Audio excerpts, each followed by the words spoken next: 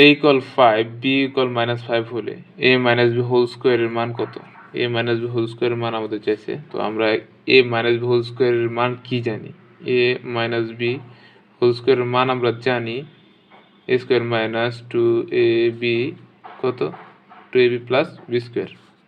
ঠিক আছে, তো আমরা মান বসাই। এর মান কত আছে? এর মান আছে 5, 5 এর উপরে স্কোয়ার মাইনাস 2 ইন্টু a, এর মান কত? 5, আর বির মান হচ্ছে -5, আর এখানে বির মান হচ্ছে -5 স্কোয়ার।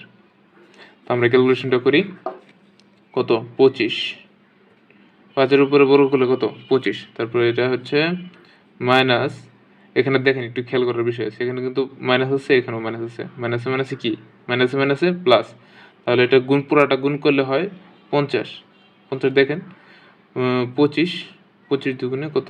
50, -50 প্লাস 50, এখানে কিন্তু প্লাস হবে, এই যে মাইনাসে মাইনাসে প্লাস, তারপরে নাকি প্লাস, এই যে এটা কিন্তু বর্গ করলে কিন্তু প্লাসই হয়, এই জন্য এখানে প্লাস রাখলাম, আগে থেকে তো প্লাস ছিল এখানে।